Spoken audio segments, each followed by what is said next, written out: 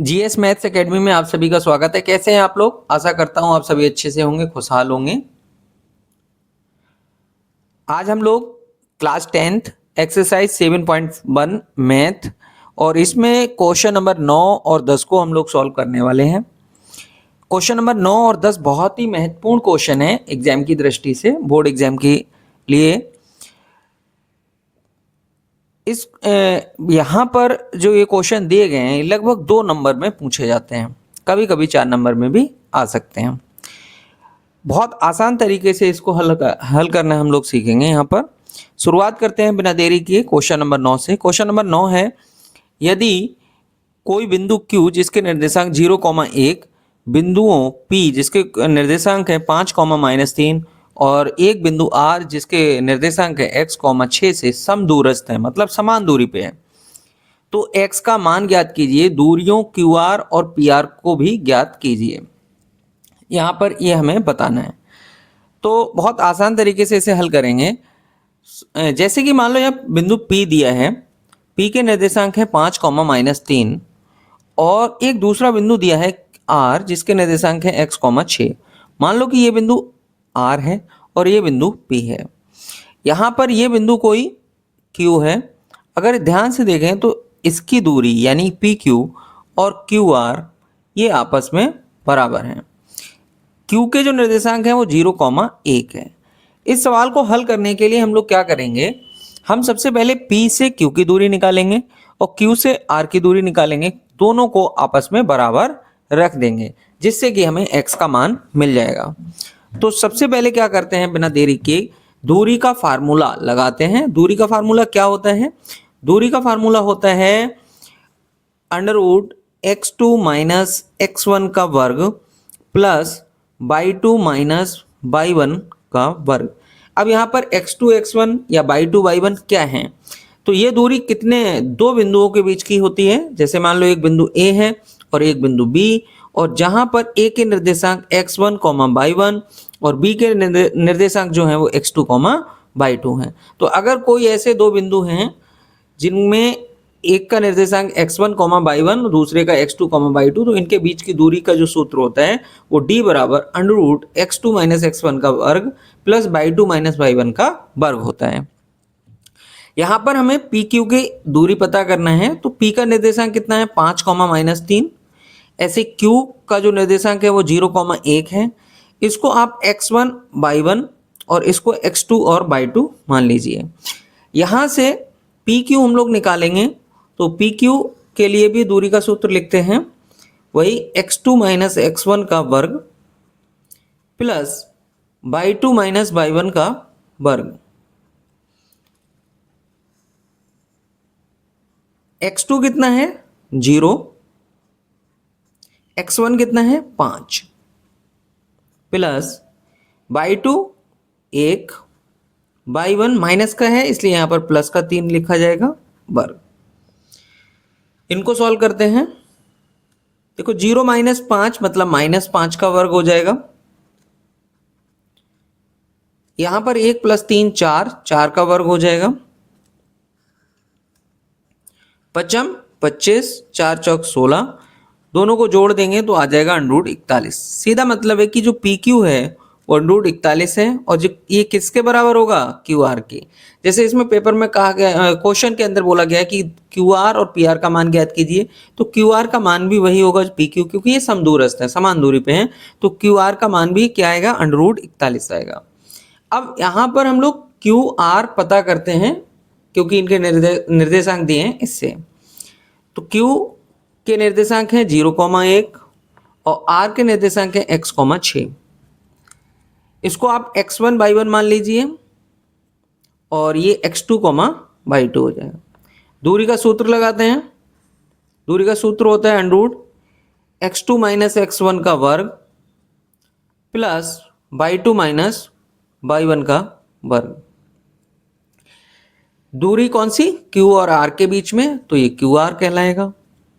और यहां पर x2 की जगह कौन है? x माइनस x1 की जगह क्या है? 0 का वर्ग प्लस y2 की जगह कौन है? 6 माइनस y1 की जगह 1, यहाँ का वर्ग आ जाएगा। तो x में से अगर हम 0 घटाते हैं तो x ही आएगा, x का वर्ग। 6 में से 1 गया 5, 5 का वर्ग।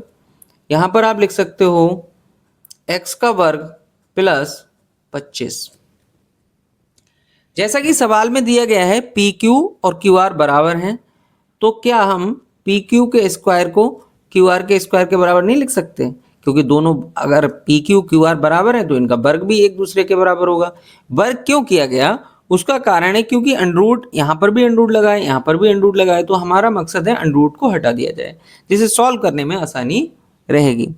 तो यहाँ पर जब पी क्यू का वर्ग हो गया तो यहाँ पर आएगा आपका 41 और क्यू आर का वर्ग है, इसका मतलब इसका अंडरूट हट जाएगा, यहाँ आएगा एक्स स्क्वायर प्लस 25। अब देखिए आपके पास आ चुका है एक्स स्क्वायर प्लस 25 बराबर 41। एक्स स्क्वायर बराबर 41, ये प्लस का 25 इधर जाएगा माइनस का हो जाएगा, तो एक्स स्क्वायर बराबर 41 में से 25 घटा देंगे बचेगा 16। 11 में से 5 गया 6, यहाँ रह गया 3, 3 में से 2 गया 1। एक्स बराबर जो आएगा 16 का वर्गमूल लेना। जब भी आपको वर्गमूल लेना है तो संख्या की तरफ आपको प्लस माइनस लगाना चाहिए, और 16 का वर्गमूल कितना होगा 4। इसका मतलब x के दो मान आ गए, एक प्लस का 4 और एक माइनस का 4। तो यहां से आपको x का मान मिल चुका है। क्यू आर का मान वही होगा जो पी क्यू का मान होगा, मतलब क्यू आर को भी आप लिख सकते हो, क्यू आर बराबर हो गया हमारा अंडरूट 41। अब दूसरा पॉइंट जो है वो है पी आर भी ज्ञात कीजिए, मतलब पी आर का मान बताना है। तो पी के निर्देशांक देखेंगे हम लोग, इसको इस तरह से थोड़ा सा पी आर हमको पता करना है। पी के निर्देशांक देखिए 5, -3, और आर के निर्देशांक कितने x, 6। x की जगह हम प्लस का 4 ले लेते हैं और दूसरा पॉइंट 6 लेते हैं। पी आर का मान निकालेंगे, एक बार प्लस का 4 लेना है, एक बार माइनस का 4 लेना है। तो इसको आप x1/1 और इसको आप x2/2 मान लीजिए। पी आर बराबर जो आएगा अंडररूट x2 - x1 का वर्ग प्लस (/2 - (/1) का वर्ग। x2 कितना है 4 माइनस x1 5 का वर्ग प्लस (/2) कितना है 6 माइनस (/1) माइनस का 3 है तो यह प्लस का हो जाएगा का वर्ग। इसको आप लिख सकते हो, ये प्लस का 4 है माइनस का 5 है तो घटाना पड़ेगा, बड़े में छोटा यानी माइनस का 1 बचेगा का वर्ग। 6 और 3 हो जाएगा 9, 9 का वर्ग। आप देखेंगे कि 1 का वर्ग 1, 9 का वर्ग हो गया 81, दोनों को मिला के 82।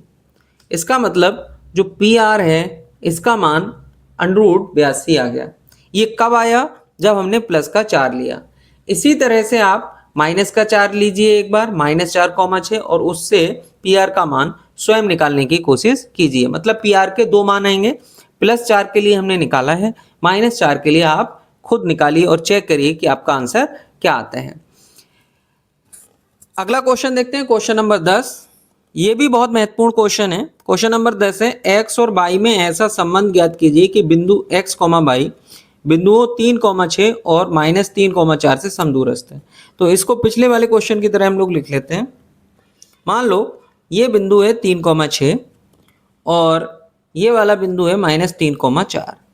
इनसे समान दूरी पर एक बिंदु है x, y।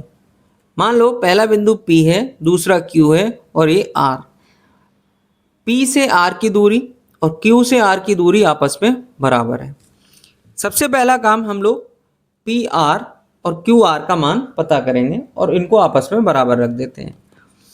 तो इस तरह से निकालते हैं। सबसे पहले PR निकालने की कोशिश करते हैं।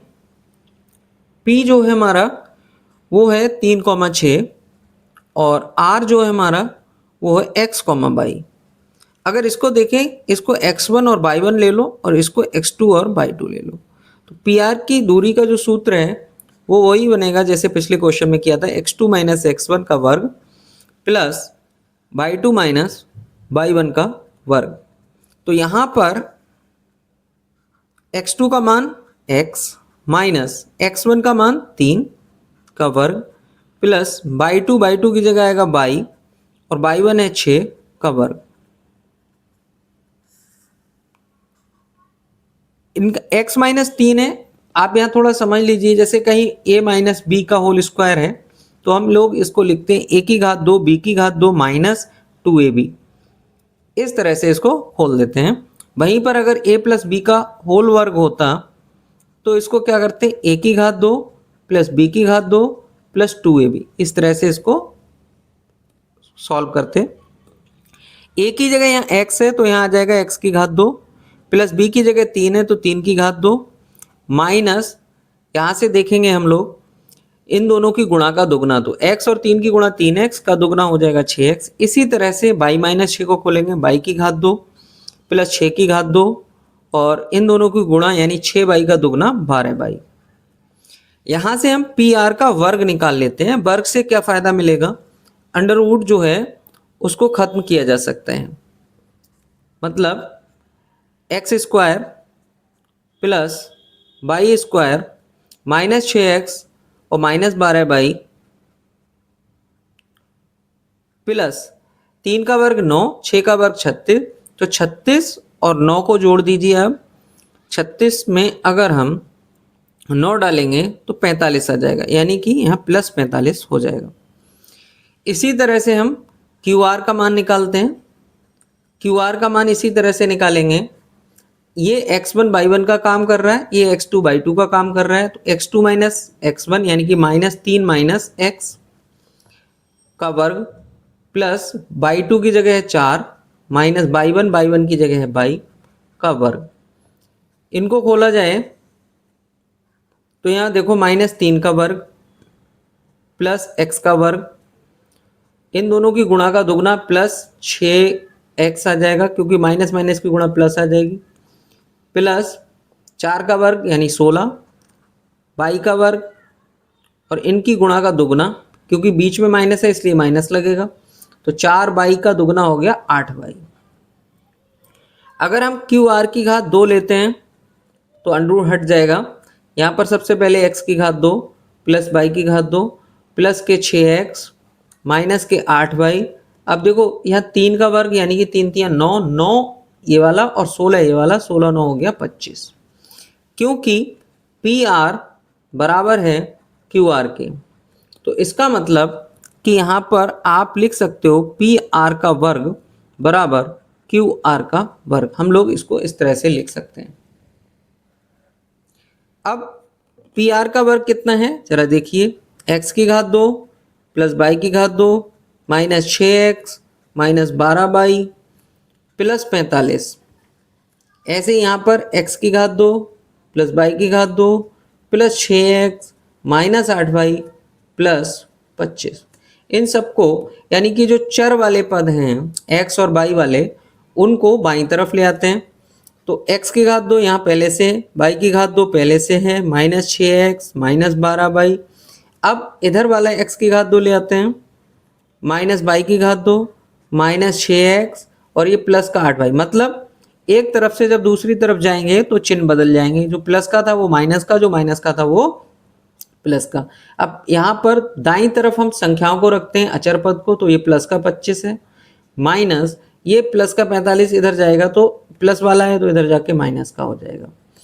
देखो ये प्लस का x की घात 2 माइनस का x की घात 2 ये एक दूसरे को काट देंगे, प्लस का y की घात 2 माइनस के y की घात 2 एक दूसरे को कैंसिल कर देंगे, माइनस 6x दोनों के चिन्ह समान है, जोड़ देंगे तो माइनस के 12x माइनस के 12 बाई प्लस के 8 बाई। माइनस है ये प्लस है, घट जाएगा, बड़े में छोटा, 12 में से 8 गया 4 और बचेगा माइनस का, क्योंकि माइनस वाला ज़्यादा है, माइनस का 4 बाई बराबर यहाँ प्लस का 25 माइनस का 45, तो यहाँ पर बचेगा आपका माइनस का 20। अब दोनों तरफ माइनस है, कॉमन ले सकते हैं, 4 भी कॉमन आ जाएगा क्योंकि 4 से 12, 4 से 4 और 20 भी कट जाएगा, तो -4 कॉमन ले लेते हैं। तो यहाँ पर आएगा 3x प्लस यहाँ पर केवल बाई बचेगा बराबर -20। इसको इस तरह से यानी कि हम लोग निकालें 3x प्लस बाई बराबर तो -20 बटे में -4, ये वाले -4 बटे में चले जाएँ, माइनस से माइनस गया, 4 एकम 4, 4 पंजे 20। 3x प्लस वाई बराबर 5। तो इस तरह से यहाँ पर एक एक्स वाई में समीकरण प्राप्त हो गया। इसी को हम एक्स वाई के बीच संबंध कहते हैं। तो इस तरह के क्वेश्चन को हम इस तरह से सॉल्व आसानी से कर लेते हैं। ये लगभग 2 नंबर में, कभी कभी 4 नंबर में आ जाता है। आशा करते हैं ये आपको अच्छे से समझ में आया होगा।